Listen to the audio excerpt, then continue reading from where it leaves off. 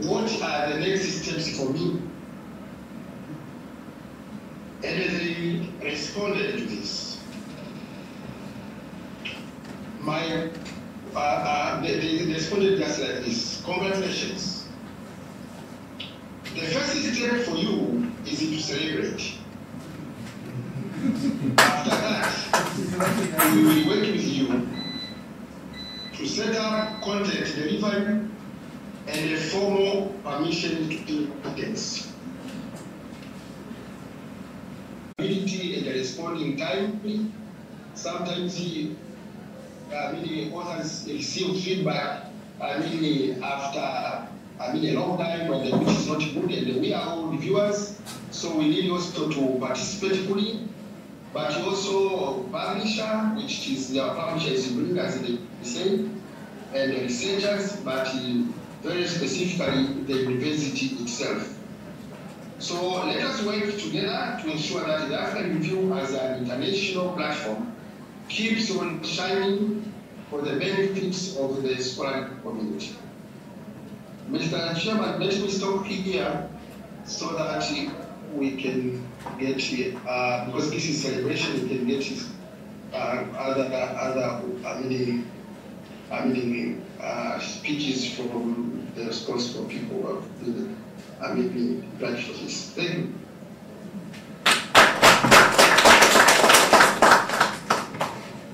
Okay, thank you. Thank you very much, Professor Makulilo, for feeding us with the process and what it means to be in Scopus. But before I ask the Deputy Vice Chancellor to take the podium, I would like to say one or two things about the Chief Editor. Maybe because we are also planning to have I don't know if it's a celebration, an event which will mark the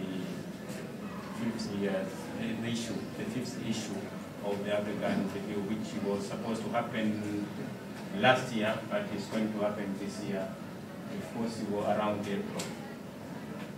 I just want to share one experience, which relates to the editor. I remember how we struggled in the department to keep the African Review surviving. And we had made several interventions.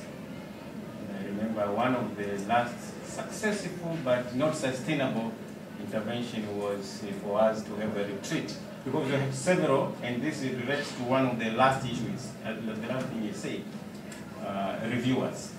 So we had a number of papers which were not reviewed. And we left, we had a retreat. And people were assigned in two groups to review the papers and to see whether they could or they could not be published. And we succeeded. I think some of the papers qualified to be published, and then I think we issued one issue, and then the next, and then again it collapsed. And I would say until he came, and it reminded me when you became the chief editor, and since then we solved one major problem: the regularity of the journal itself. So since he became the chief editor, the journal became regular. Okay, and then from there, the rest is history. That he has remained the chief editor, and he has continued to work very hard. So one, I said, is about the reviewers, but the second, I think, based on this experience of having a committed person as an editor who wants to see results happening from a journal where he is the chief editor. And I know it's very difficult sometimes and very frustrating. I know when you are given a paper and people ask you for money to review a paper, you know, it's, and sometimes you can, I don't know, maybe many journals don't pay the editors. that will say, I will respond, and they don't respond for masses, etc. So that contributes in delaying publication of papers. So I would like to thank you very much, Professor Makuriro, for the individual contribution you have made to the growth and sustenance of this particular journal, and for that reason I would like us to clap for him. Okay, having said that, we'll have more in April of this time. So let's continue with the next speaker, Deputy Vice Chancellor Research, Professor Boniface Nelson. Karibu sana.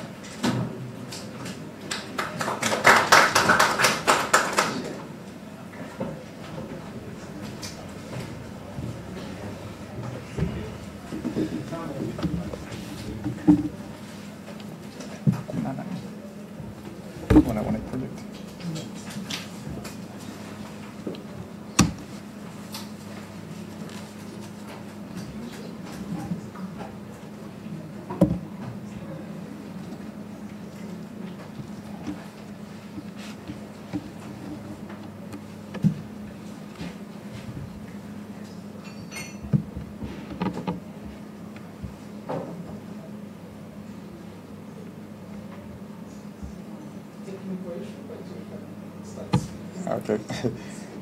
Yeah. Good afternoon, everyone. Principal, of course, Professor Noe. I can see the Director for Research, accompanied by the grant coordinator. This is Dr. Mgwatu, Dr. Senga. I would like to address the head of the department where the journal comes from, Dr. Kamata, without forgetting the chief editor for his efforts, as already explained by the head of department and the principal. Ladies and gentlemen, I'm so delighted to be here. My talk actually is on slides. I want you to see and hear, not only to hear. Because I'm a scientist, I like to show you some statistical information and the data. The question was, what does it mean for African Review Journal to be registered to Scopus? I would say it is huge, it is remarkable, it is recommended, it's a milestone to the university. Congratulations. With those words, I could even stop my speech, but I want you to see through my elaboration on what I mean. It's huge, remarkable, historic, and recommendable. Yesterday, we released an article online, a press release, to congratulate the college, the chief editor, and everyone who was involved to make this milestone to be a milestone. So please go to the next slide so that this is the outline of my presentation. I would like to answer the question of what does it mean to the university. I would like to show you first the scholarly publications at the University of Dar es Salaam in terms of volume and quality I mean, and compare how do we work, how do we give output with other universities in the globe, and also how do we see ourselves and how others see us, and most importantly, on the databases that index journals like ours, the Scopus and the Web of Science. Why should we register our journals there, and why should our staff publish there, and endeavors of the University of Dar es Salaam towards getting there. Please go to the next slide. So that graphical presentation shows the 8 years records of the publication at the University of Dar es Salaam in terms of quality and the quantity. You could see from 2016 and 2023, there have been submissions of articles that are from staff who aspires to be promoted at different levels. And you see the I don't know what the color is, that one, because it's changing. Yeah, red pillars. They show the total submission per that year. And the gray ones, they show the rejection, that we reflect on those publications in terms of numbers, which have no quality to promote specific staffs who have submitted to request promotion. So we see that we are vetted for our staff to aspire for 176 journal articles. For 8 years, we find the average is around 372 articles. So we see, for instance, the organization like the University of Dar es Salaam can be seen like that on Scopus. They show us how many journal articles or documents have we published since the history of our time. But is that record representing of all what we have? It represents only what can be discovered and seen by Scopus. Go to the next slide. The website offers profiles for staff. That's an example of Professor Yunus Mgaya, who was once a DVC PFA at the University of Dar es Salaam. He extensively published, and you know his quality. He has been ranked in the recent, one of the prominent professors who publishes in the country. And I think you have seen the ranking of individual researchers in the country. So you see that kind of profile. You don't create it. Scopus, they create it themselves. And they show you the quality of your papers, citations, etc. So you see, if you have your articles published by Scopus, you get visibility. All the people who are actually linked to the database, they can see you from anywhere in the world. So it's critical for individual staff and critical for the institution. Go to the next slide, please. Now, in terms of multidisciplinarity, you see Scopus is not only for science, hard science, like engineering and medicine. Everyone fits in there. You see life sciences, health sciences, you see physical sciences, social sciences, and if you go to the description, you will see a lot of disciplines are there. Go to the next slide, please. And in that slide, it shows the metric comprehensiveness of the Scopus. You can see the source title, the journals ranked with the output in terms of site score, how the journal performs. The quality of journal is measured by using site score. If you go to the Web Science, they call it impact factor, or a site score, or journals that has been discontinued because of issues, because of public concerns and other issues. But while others are being discontinued, others are being accepted, like the African Review. So you see, the records from 2020 to 2023, Scopus has accepted 805 journal titles. So it's a good news, yeah? Next slide. If you go to that slide, you'll see examples of journal titles discontinued by Scopus yearly. You see the first number, the first publisher there is Hindawi. But not only Hindawi, Taylor and Francis and Elsevier itself. For those who doesn't know what is Scopus, Scopus is a company which is owned by Elsevier. Elsevier is a publisher, and it does much more things, but Scopus is a quality control and analytic company of the same group. So it means that the Scopus has the guts to discontinue the paper of her mother, Elsevier. You see that those years, 2016, 2018, some Elsevier journals were discontinued, Taylor and Francis journals were discontinued, and this is done yearly. So it's not only at the time of registration. Go to the next slide. So this behavior is similar to what you would see if you visit the website of Web of Science at the page of Clarivate Analytics company. Last year, 2023, the report of January, the report of March, no, this year, the report of March 2024, no, not 2023, sorry. There are many journals that make it to Scopus in Africa. There are very few. So you have every reason to celebrate this day. It's a huge, huge, huge achievement. So if you go to the next slide, please. That's a record of the Tanzania Journal of Health Sciences, which was registered is still registered in Scopus. Now we add our journal to make 2 in the entire country. Next.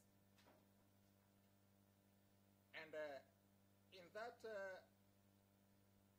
slide, we show where Tanzanians, not University of Dar es Salaam, publish their papers. Those journal articles or journal titles, most of them are registered in Scopus. You see the numbers, but our journals are not there. So we publish to the journals which are outside even the country. Go to the next slide. So from that slide, you see the University of Dar es Salaam. At the top, we have our articles published mostly. You see, can you read that one?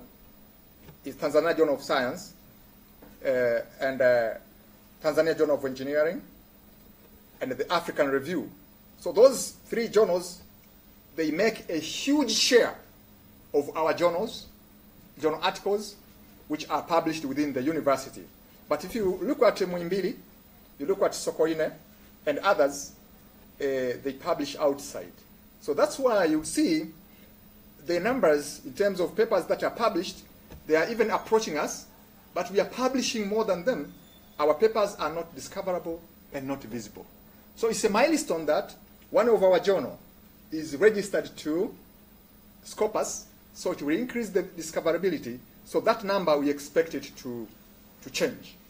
So thank you, Tim, that we expect if the same column, in terms of the frequency of publication is the same, so we will have more volume of papers recorded in Scopus from African Review, which is the milestone. Next, please. So in that slide, as already presented, where Tanzanian publish, but this is where the University of Dar es Salaam publishes, but I've already said it. But what I want to insist on this, because we publish internally, which efforts should we take? Advise our staff to go Scopus, to go Web of Science, but also do some efforts to make sure that our journals go there. That's because that's where we publish our articles. So the African Journal, the African Review has shown a way. So we want now Tanzania Journal of Science and other journals to follow the path. Next, please. What are efforts? The efforts that we are making. As I said, the University of Dar es Salaam has 24 journal titles. You can discover them from the website. They are listed by DUP. To the right, I can see the DUP acting manager, Dr. Rahma. She's there. Efforts on the governance of the journals of the University of Dar es Salaam to make sure that they have good quality.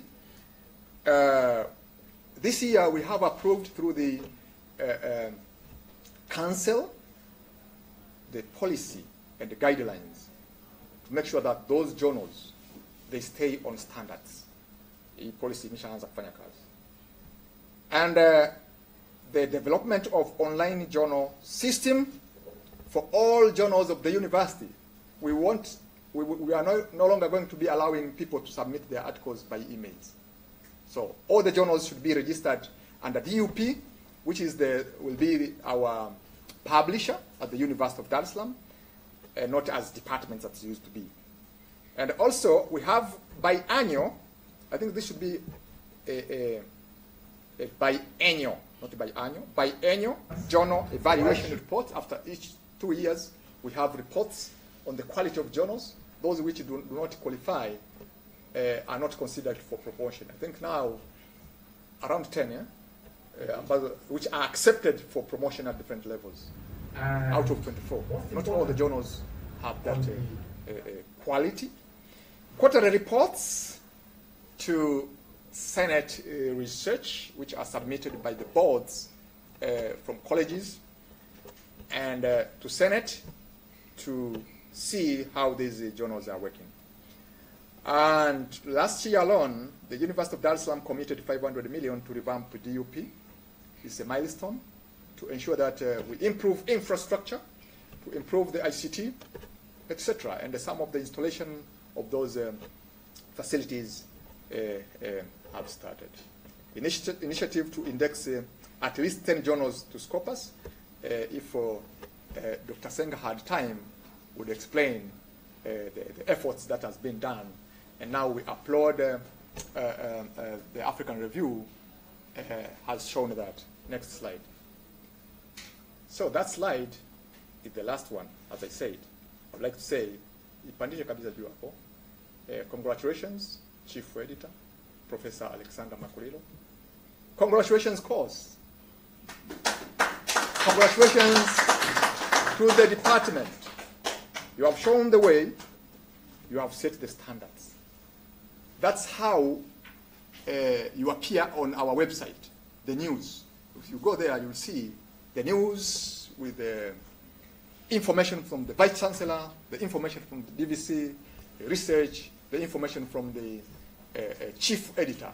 So thank you so much for your kind attention, and congratulations once again.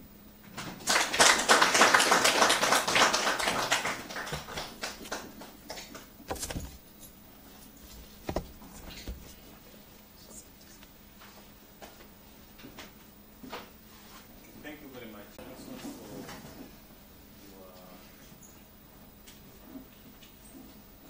your presentation, very rich one, with a lot of things.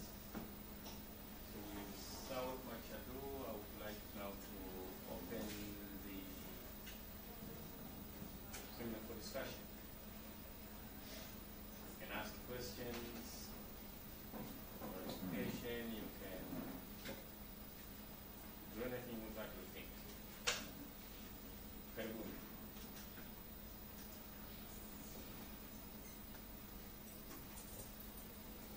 Online,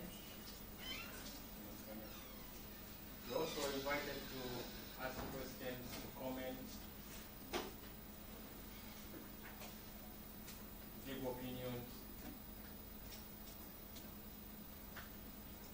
or to share experiences.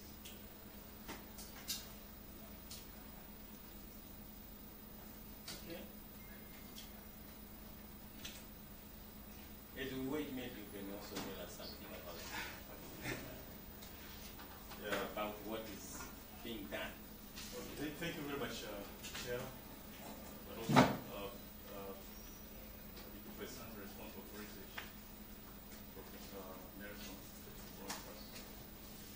Principal, of course, Chief Editor, Professor Makulilo, who I'm very happy to see you online today. We used to see each other physically most of the time. You have also to commend basically the very brilliant effort which has been done by the journal itself. And this actually supplements what the university has been doing for quite some time. And maybe I have to start saying that we started the initiative towards the visibility of our journals on August 2022, when we were able to ensure that all of our journals, which did not have a digital object identifier, have the same.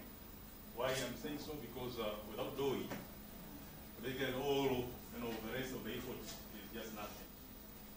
So initially, we had some journals which had the DOI, including African Review itself, because African Review and the Tafiti are jointly published by the University of Dar es Salaam, but also with Braille. So Braille cannot publish, any journal without DOI.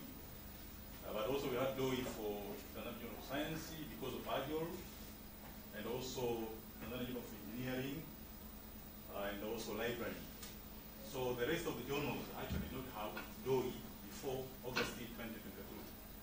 So through the Office of DVC Research, we were able to ensure that all the rest of the journals have DOI. And actually we also constantly monitor uploading of content through DOI. And we report the same through the management meetings, through SRECI and also through Senate, to ensure that all managing editors and chief editors do have this initiative to upload their content through DOI. So I have to say that the University of Dar es Salaam has been actually this kind of initiatives to ensure that our journals have this visibility, but also discoverability at the project. But also another thing which I would like to mention for the benefit of the rest, as DVC researchers say, we also started initiatives to talk to people for Serbia, for quite some time now, about how can we prepare our journals to be indexed under Scopus. For those maybe who are struggling with Swahili, indexing database ni faharasa ya kanzidata. I know that people will quote, through media and so forth using Swahili. Faharasa ya kanzidata man actually indexing database. So we actually started these initiatives. I think it was also 2022. We met some people from Syria who were here, and also we convened all editors to have some training, and we were advised about one thing. We, the University of Dar es Salaam, use our own resources, mainly money, to ensure that we access research solutions through a Serbia. And basically the two mentioned research solutions were the digital commons, which now prepare all the journals through advisors, so that these journals can be indexed through Scopus itself. But that actually does not go without cost. So we were given the cost, which was around the $80,530 a year, so that we can be able to to prepare journals which are 10 journals, so 2 achieving the premier service, and 8 achieving the standard service, at least for maybe 1 year or 2 years before they are indexed. And during that time, basically, African Review was one of the journals that we kept it to receive the premier service during that discussion. And another solution of that was Cyber, in which now it helps the university in terms of metrics. Professor Boniface presented very well in terms of how we stage ourselves when it comes to issues of scholarly publication at the university. And we see ourselves that most of us actually publish with the aim of promotion and the like, without actually putting much more effort in terms of knowledge dissemination and knowledge sharing through the journals which are indexed so for Cyber, actually the fee was $30,000 US dollars per year. So this actually was a very big amount of money, and we discussed it through Professor Boniface's leadership, that probably we sit again with these guys and lower down the cost in terms of asking for discount. And I'm happy to say here that on 30th of March, which will be Wednesday this year, guys from Syria will come and have a face-to-face discussion with us on how to discount this price. Meaning that now the rest of the journals, which will now enjoy this service of digital commons, will now be considered if at all the university will be able to stage that deal. So what I'm saying is we are happy with the way how African Review through its safe initiative would say maybe also spearheaded by all this training and so forth, which Dr. Roderick here attended a lot, was able to come out and be indexed in Scopus. The same applies to how we wish also for the rest of the journals to be indexed in a database. But I also would like to add in terms of discussion about how we profile ourselves also as researchers, not the rest. I think we have a problem in terms of how do we wish, for example, to be seen by others. We have been also in between here encouraging people to register, even through Google Scholar itself. I commend the COSI. I know a significant number of staff have been registered with Google Scholar itself. But again, we have very few number of people who have opted the account, which is also very, very important in terms of visibility and availability. But again, people have very, very few people also have Web of Science and also Scopus itself, accounts, which these are very, very important. I would just mention one thing which I would like to say as a witness. Last month. Chair, can I represent people online, please? Yes. I have 3 people online who have already asked the questions. One question goes to Professor Makulilo, and it's from an identified person because it's called the HP. He asks, is it possible to have a good journal with low rejection rate? Then another contributor is Professor Ichumba, who requests for space to contribute and ask a question, so we'll allow this. I think because you have this advert there, Nicole, you can see hands. So I would probably advise that you take it off so you see people's hands. So another question is raised by Dr. Kirama. That I think this goes to BBC Research. You mentioned the 20+ journals that are here. Is there a concerted effort to ensure more of these journals join Scopus? Because this has been said, but you still have to respond to this online participant. And he asks whether any ongoing initiatives can be known to the listeners. Those are the 3 issues. Okay. So maybe we allow Chumbaki to make a contribution. Chumbaki, make your contribution, and then we go to responding to the questions. Thank you, Chair. BBC Research, Principal Course Editor, Dr. Makuliro, Head of Department of Political Science. I am pleased to join from home where I am working from the moment. And I really congratulate the editorial team and especially the Chief Editor, Professor Makuliro, for the good work. I think what we are celebrating today is a long-time investment. I remember very clearly some 7, if not years ago, when Professor Makuliro decided even to put an office in the quadriangle area specifically for this particular journal, putting up the computer and people to assist in all the editorial work.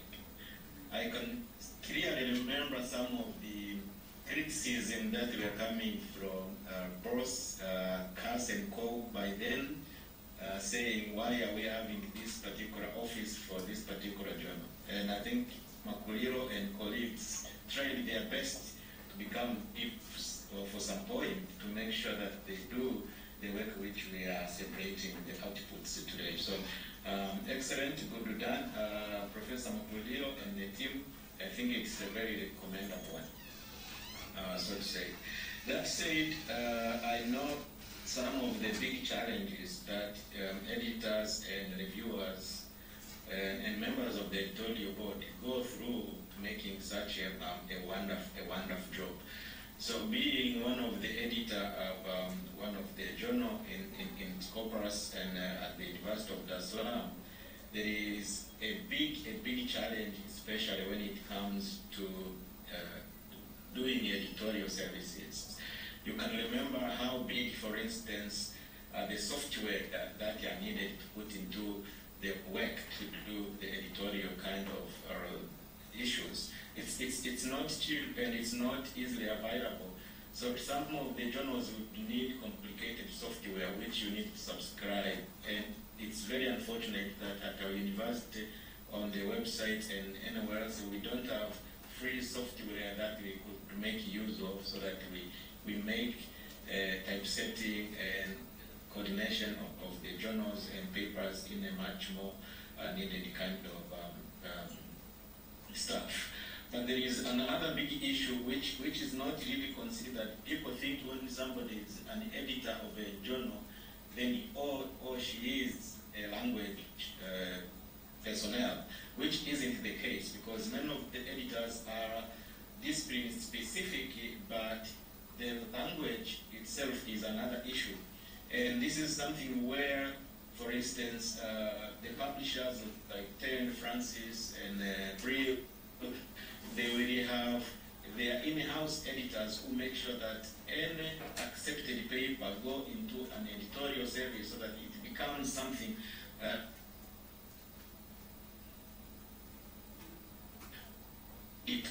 as looked at it. So this is something that at some point, as we struggle to make our journals okay, we need to have a pool of language editors who do not necessarily need to be specialists in a particular field, but they are specifically looking into the language, which is a major issue into it. And last for now, which is also I think a big issue all editors know, is the whole issue of getting reviewers. This is becoming a very serious issue. Those who the expertise in comments, they do not for sure provide feedback, or they are busy. So you keep on sending emails requesting them to review the paper and give feedback. You can even go up to 5 reviewers and still you don't get feedback. And at the same time, you are getting some pressures from the contributors. How is it going with my contribution and such kind of things? And it's very sad that those people who want their papers to be published, they are not ready to provide this review services, which is a big challenge. And now there are some, at least publishers whom I know, who have introduced some remunerations to the reviewers. Not even the assurance that for the next 2-3 months you will have access to all journal that we publish. So if that will become, for instance, University of Dar es Salaam saying we will make some of the journal freely accessible through a particular plan for the people who provided the review services, that would be extremely an advantage, so that then within this package you send to the review and say you will have a free access to the journal published by the University of Dar es Salaam for this amount of time, or you will get a copy of the journal that you wish to get on a particular time, and such kind of thing. So those are a few remarks I wanted to say, but in summary, I think there is really a need to think of a strategy to remunerate reviewers so that they get some kind of energy and become ready to review regardless of where they are. But thinking of a language editorial office that would necessarily that would provide necessary services to the language editing across all the journals, and that will be particularly important. And last is all about software that are very critical of specialized fields to make sure that the typesetting and service of all the journals that are not really published by the big houses are looked at. I know the initiative is through DUP, but still there are some specific issues that could be handled from the journal itself so far. Thank you, and congratulations again. Thank you, Professor Chumbaki. I think there is facing this issue of language, and I was thinking of, we talk about language editing, but there is this thing called copy editors, okay? They are different, but this, yeah. And I don't know, maybe you'll respond to that on strengthening good, that it also takes into consideration of the personnel required to make it a publishing house. Okay, the next, I think there are questions which Makuido have a question, and Professor Nelson has a question. Can I just have one more from the online participant? So when they respond to all. I have Professor Maiseli congratulating Foresight Division for this achievement. And he asks, would the editor-in-chief or other members kindly advise on the sustainability strategies for this achievement? what is the sustainability strategy for this achievement? Okay, thank you. That goes to Professor Makulilo, to BBC, Yes. and to you. Okay, thank you. Maybe we let them respond to the questions raised, and then we'll have more questions after their response. Once and Professor Monica. Okay, thank you. From answering the question of Dr. Kirama on the efforts, I think I'd like to, it has been already addressed, maybe the question was asked before Dr. Senga spoke, but I would like you to summarize on that for a few seconds, so that I can hear once again the efforts to Basically, as I mentioned before, we plan basically to have this serious negotiation with Scopus. First of all, next month, March 13th, Wednesday, they will come, so that we ensure also, the rest of the journals which have, met criteria to be prepared also to be next, to Scopus itself. I think Professor Makulilo covered very, very well, the process itself, which is sequential. It's not, just an process. But again, I think Professor Nelson said before, when we talk about journals at the University of Dar es Salaam, here we use, policies, guidelines.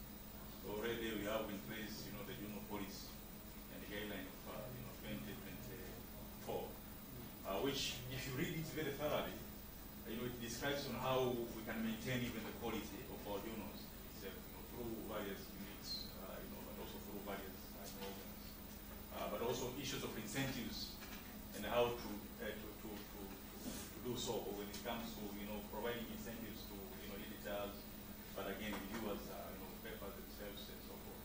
And the good thing is that the policy goes with the guideline, so it means how to implement the policy itself is well prescribed with the guideline itself. Again, we have the internal mechanism which we always follow of biennial evaluation of our own journals. So if the journal actually does not do well, it means there is this categorization of you're meant to be the local, not achieving the international status. And again, denying chances for people to publish through your own journal. So we have various kind of mechanisms, honestly, which help as intervention. But all of these needs collective effort, and especially how to maintain the standard when it comes to African review. This has been mentioned also with other journals. You can see some editors of the journals are also here.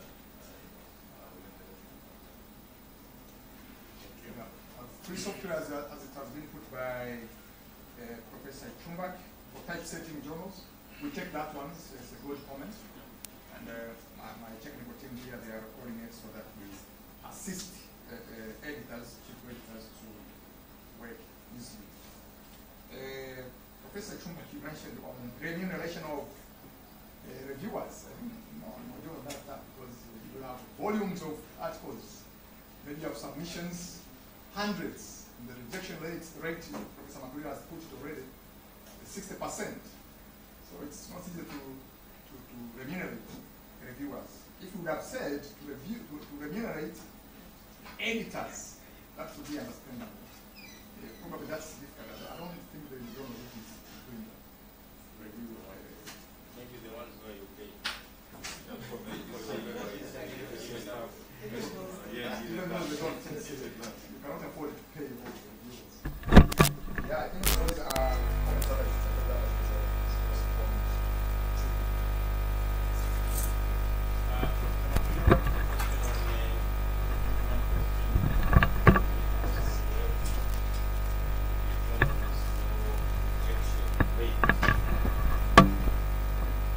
Yeah, thank you.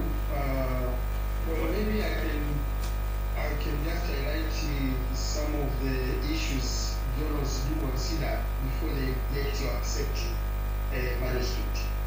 One is about whether the paper conforms to the scope of the job. That is very, very critical. So if it doesn't, then automatically that is going to be rejected. But again, is the issue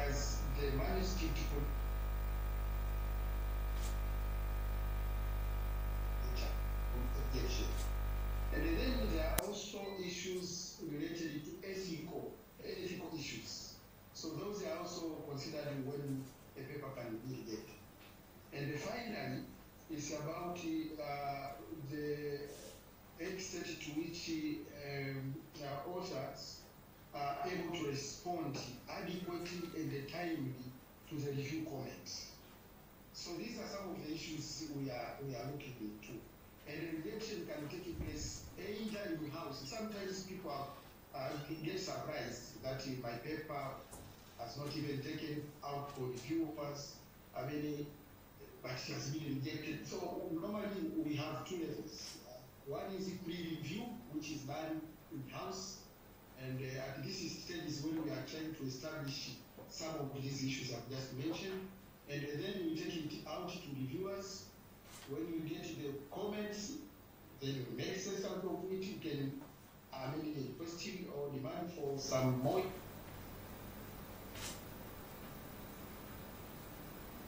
So when I'm saying that the rejection is more likely to increase, the meaning is we are increasing competition, because we are, just last the day we had this Scopus on our website, you could see just in one day we received 10 papers. Just in one day, 10 papers. So if nothing is going to happen, you get 5, 3, 2, 3. So at the end of the month, you have a lot.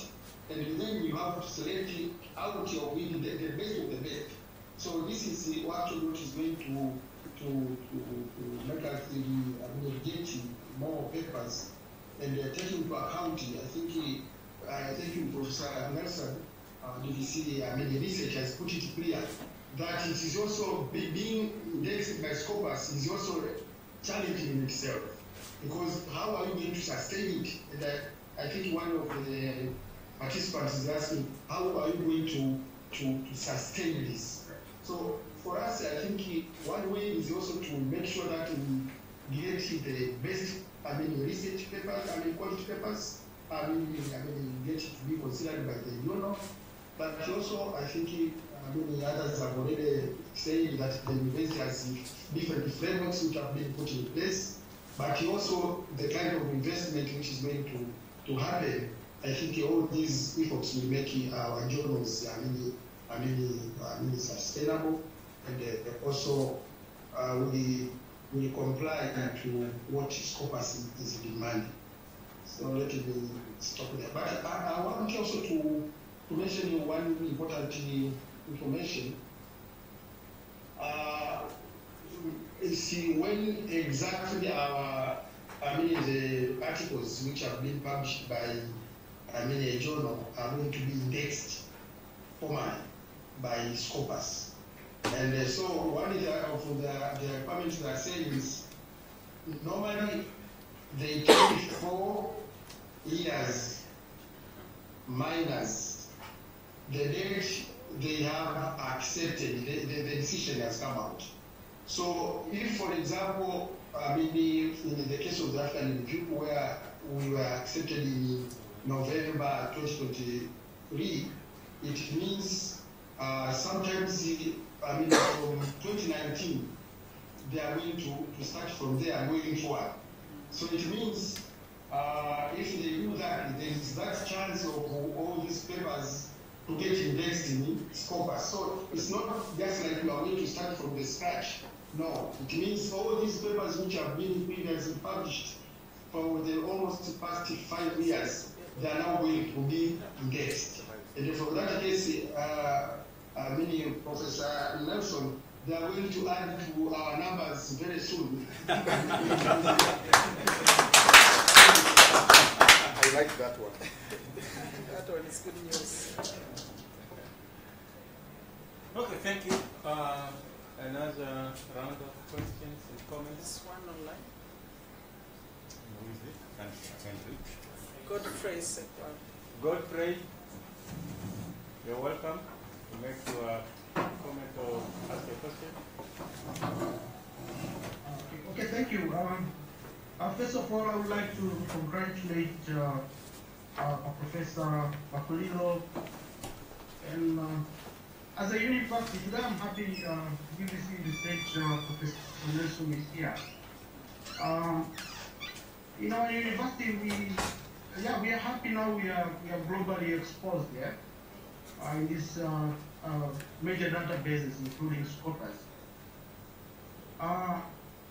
Can you please, as a university, think of how we can link the university itself with these larger or bigger databases, including Scopus and maybe Spinja, Receiver, and whatever? Because I see most of the staff and students, they really suffer. Can you please think how we can link our university so we can freely download, we can get freely exposed to these bigger databases? I know sometimes it might involve costs, high costs, but as a university, we don't have an option. We need to upgrade ourselves so we cannot avoid that cost. And secondly, in addition to what Professor Ichumbaki said, we need to link ourselves with different softwares, you know. As a university, we expect scholars and researchers to access freely this very important either editorial or other software related to research. Even maybe science software, statistical software, even the office and whatever. As a researcher, we should freely access this using maybe our email account. And if possible, students should be given, if it's, especially the research student, postgraduate student, should be linked with the UDSM email. So whenever they publish, so they increase our visibility. So that is very important. Instead of just freely leaving them using their own emails and we as UDSM, we get nothing from there. We need to check this, so it might add some visibility, and upgrade our university as well. Thank you. Chair, can I read one of the questions from Joseph Pesambili? He's directing the question to DVC Research. And he says some of our journals use typesetters from outside of the institution, who sometimes tend to take longer to return the work on time.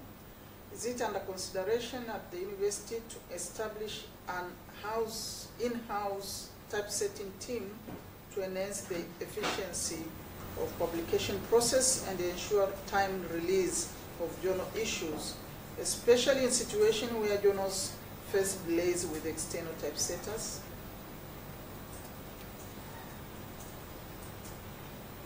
Back to you, Chair.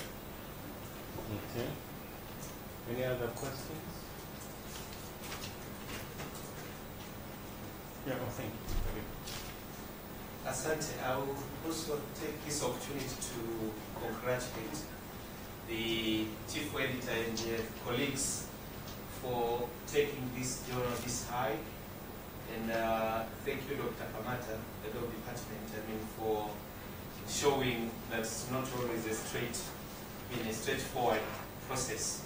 Like there is a time where the African review fell down, and then it rose again, and it keeps on the good work. I am happy that I'm among the one first people who have attempted to publish with the African Review, and I was happy to receive my first rejection. I speak from that experience, but secondly, also reviewing for the African Review as well. And so I'm happy for those experiences. And one, I have always been talking to Roderick and Professor Makulilo sometimes, the happiness I get with their robustness in terms of the process of publishing, the quickness that they have, and the level of intention to publish. One question, as one of the reviewers, would be in some of the areas other journals that we take our articles to, it takes some time. Some of them takes even a year. And then at the end of the day, your paper is published. But I want to connect this to what I've, my experience with the African Review in terms of the process.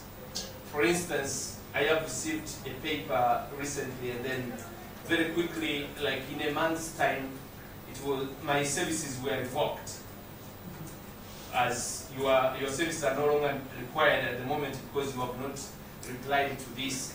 That is very interesting, and I think it's good to make sure that papers can be read in a timely manner.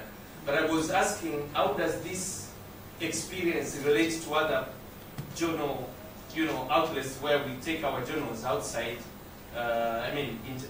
Even international journals, they take a year. I have been in publication with some teams. It's now 8 months, still in the process. We are waiting for replies, and we are still waiting. And I believe some of us have experienced that. How is that kind of relating with the African Review, and how do you think this experience is informing your decisions at some point? Okay. That's a question to Professor Makulilo. Yes. Okay. And Rodrigo as well.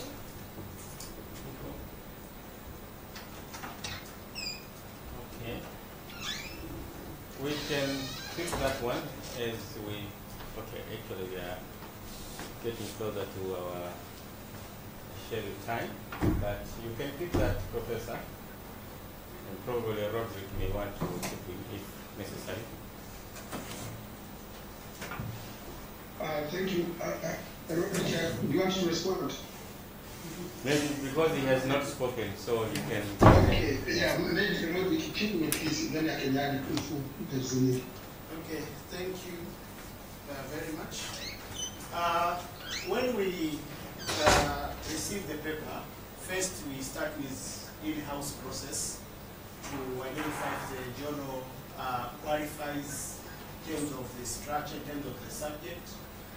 Previously, what we did when we sent the journal for review, we invite 4 reviewers. We send maybe for 2 reviewers because normally for the article to pass through the process, it has to be reviewed by 2, at least the minimum of 2 reviewers. So at first, what we did, what we used to do, we send the paper to a reviewer, 2 reviewers, and then we wait for the outcome. But later on, because sometimes we don't receive the response, the next strategy was we send the paper at least for 6 reviewers, and then we wait. When we receive the reports, at least for instance, in 1 month,